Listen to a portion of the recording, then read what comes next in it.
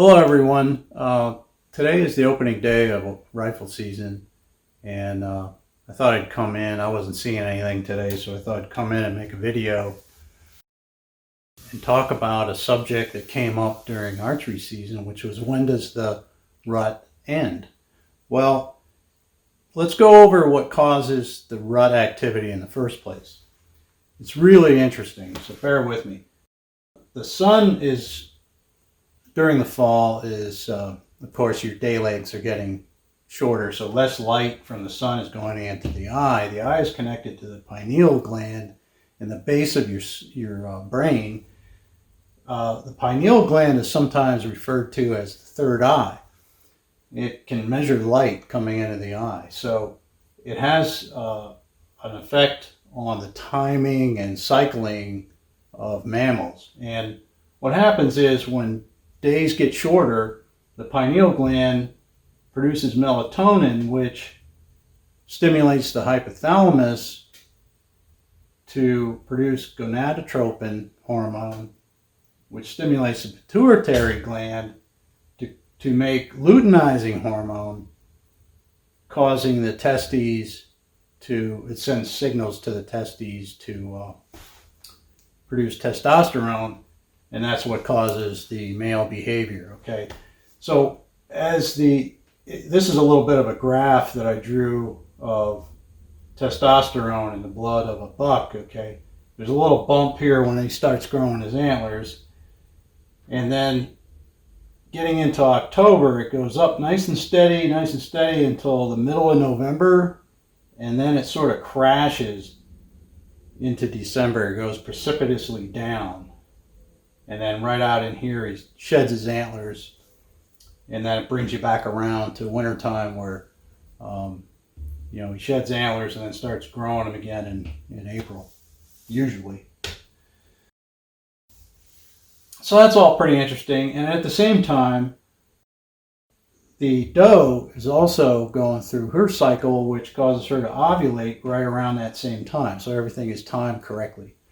The other thing to say about timing is that it's set so that the fawns are being born at the optimum time in the spring, where food is most available and the most nutritious food is available right then. So in the springtime, when the fawns are born, they have plenty of time to put on weight that'll get them through the following winter. Okay, so that brings us back around to when the rut ends.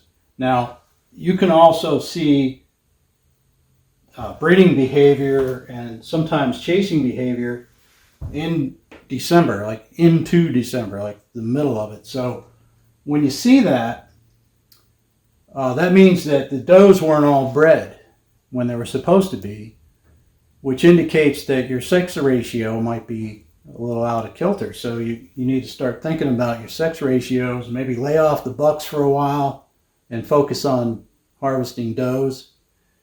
And,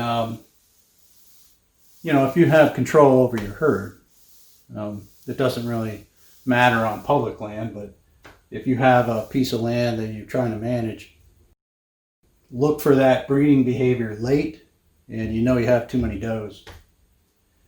So breeding behavior is going to stop right in here, and as far as the chasing phase. The chasing phase is over in here.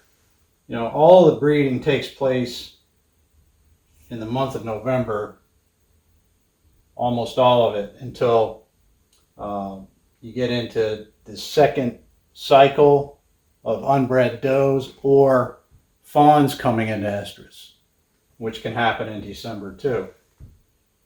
But as far as the testosterone, it's fallen off quite a bit right at the end of November, like right about now. It's November 28th.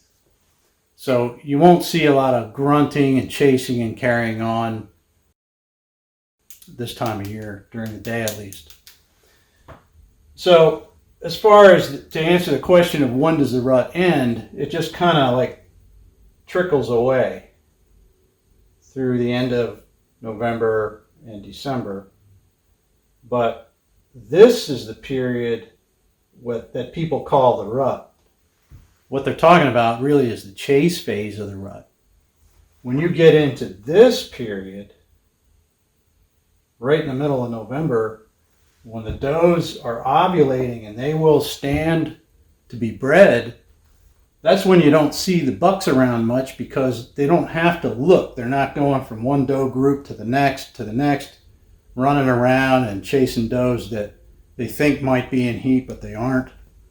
And they won't sit still for it, so they run off and they go into thick cover. And that's when you see and hear bucks grunting and chasing does around in the thick brush. That doe is trying to get rid of him because she's not ready yet. Now, when you get into that peak phase, when most does are ovulating, that's when you all of a sudden you don't see bucks anymore. That doesn't mean the rut's over. That means the rut is at its peak, where the does are being bred. They'll go into a certain spot. She has laid out a territory and put scent around there to attract bucks. The bucks will find her, and she might just lay in one spot all day long, and there might be 2 or 3 bucks tending her. They're 50 yards away. They're also bedded down, and they will not leave her for any reason. And it's kind of interesting, really. The whole thing is just fascinating. And then when she feels that she's ovulating, she's got an egg coming down, she'll indicate to those bucks by her posture that she wants to be mounted and bred. Now, getting back to the end of the rut, when you have really skewed sex ratios, you can get breeding behavior into December. That deer there was shot chasing a doe. I usually hunt more in the late season in rifle when nobody's around, and I shot that deer chasing a doe. And in that same area, there was a guy that shot a doe that was actually mounting, or shot a buck that was mounting a doe. It was kind of rude, I thought. He should have waited at least until he was done, but he shot him right off of her. So that area, of course, had too many does, and bucks get hammered back in there. So that's what causes that. Now, the reason that the timing is so important and it's set so precisely to occur at the same time every year is that fawns are born at the optimum time in the spring, at a time of the maximum abundance in the range. So in the springtime, when everything's greening up and there's a lot of forage around for the doe so she can make milk for that baby and put a lot of weight on it so it can make it through the following winter and go on to have a great life and make venison.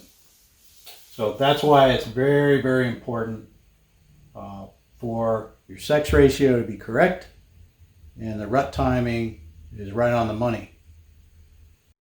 The other reason is that you want all your young to be born at the same time so that there's a flush of babies in the environment for when bears and coyotes are eating them.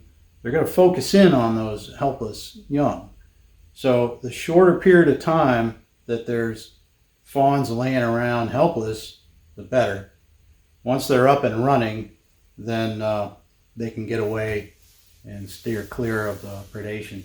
Be sure and hit the like and subscribe button and click on the bell so you'll be notified when there's a new video. And comment down below and let me know if there's anything you'd like to know more about.